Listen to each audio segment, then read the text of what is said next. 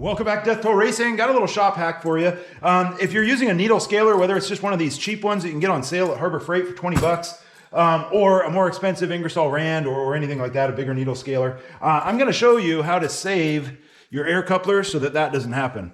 If you can see, the balls have worked their way into the coupling part right in here, and they unfortunately keep you from being able to easily take that off and reconnect it to the air coupler after you're using it for a while. So what we're going to do is we are going to take our new needle scaler and we're actually going to thread a barb in. We're going to run about 3 feet of air line, and then we are going to put our other barb in and the coupler downstream on the airline. I like to use about 3 feet or so because it keeps the coupler far enough away to where it's not annoying. If it's like just in here, it's kind of annoying. And believe it or not, even at a foot, it still damages the coupler. This is a steel coupler, not an aluminum one. But they just work their way in if you use it quite a bit in one time. And you cannot get them to come undone because they kind of mushroom out. It's quite annoying. These are $20. I believe they're a knockoff of a Blue Point. Blue Point has almost the exact same one. But they're a lot more than 20 bucks. So these work all right. I hate buying knockoffs and stuff like that, but I usually break them due to neglect more than anything else. So you can also get a warranty on them and then just return them every time they stop working, which is quite often. So I usually always have a backup. This one is weak now. They get weak. You could probably rebuild it, but for 20 bucks, I don't think it's worth spending too much time on. So I've already had to repair this one. It's the very first thing that happens is the handles fall off of them. So I just put a cotter key in it instead, and then it never fails again. And then this thing is annoying. So I usually take those off right away too. So what we're gonna do is we're gonna put the barbs in. We are going to then crimp it. So this is the traditional, go-to method of connecting things. They're especially bad. They're bad. They don't work good for airlines and stuff. But they're especially bad on needle guns or anything that vibrates like that. They work themselves loose and your airline will pop off pretty much guaranteed in 10 minutes.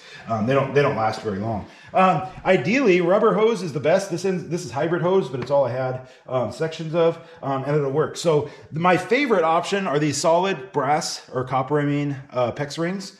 But I'm too lazy to go get my crimper because it's all the way up at the house. So I'm going to use this style because I have them here. So this is just a half inch. Both of these are just for 1/2 inch PEX. They work very good for 3/8 airline. So probably not recommended. So use it as your own discretion. So I like using fast tape instead of any sort of liquid thread sealer. This fast tape, you only need to go around maybe 3 times is probably excessive. But it does keep you from having leaks, and it keeps it from coming loose.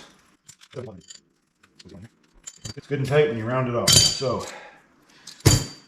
now there's one more trick: heat shrink. So you can actually, once you get this thing all on there and that's crimped, we can actually heat shrink that. And what that does, I like to do it up here. I don't care so much down below, but I like to do it up here, and it's because this airline gets bent a lot, and then it tends to tear right at the end because it's such a solid end.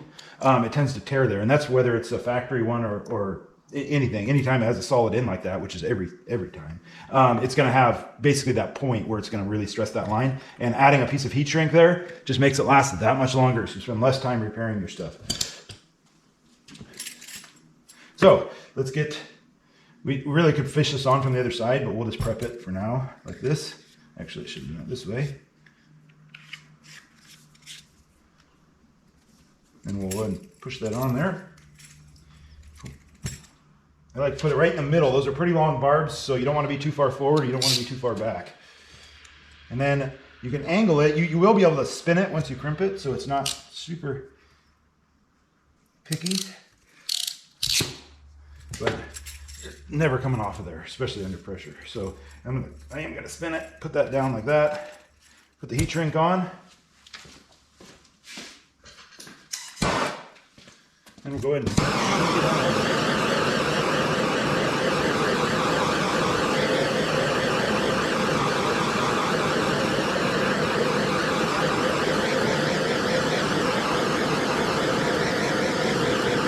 So when you get to the end, pull way back and just do that part slow like this so you don't burn your hose or your wiring, whatever you're doing. The heat will work its way down, and there you have it. So that's that end. So now we need to go to the other end, which is this one. And then we need to put a barb in there. This one is very important that we get that on there first. Now we need to put these two connectors together. You can probably buy one that you don't actually have to put together, but I don't have one, so we're going to just make it ourselves. I use all high flows in the shop. These don't need high flow, but I'm not going to have different couplers for different scenarios. I like to just have one, have everything set up the exact same way. So they're HFs. If you look at them, it's very poorly printed on there, but it's an HF style.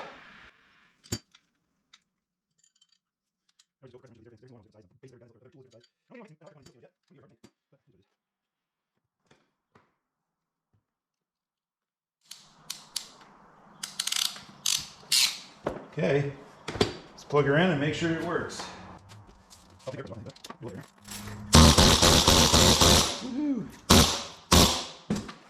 Now it's up to you. See, that's nice. That would have went off had I not had I taken that out already. So I'll just probably leave it there for now, and then we will kind of address it at the end. So what happens with these handles is they pop off that roll pin. Eventually they widen out, and then it falls off the roll pin. It's kind of annoying. You could go through and maybe put a tack weld on the end of the roll pin.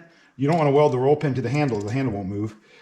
Or you could go ahead and put maybe a smaller cotter key inside of it, like that, through the roll pin, or you can knock the roll pin out, put a cotter key in it, or you can just make sure that you always keep this piece of metal crimped down. So I usually do that for a while, but eventually it comes off anyway, just mid-use, and then at that point, I'll just knock the roll pin out, add a cotter key, and then it's back to good.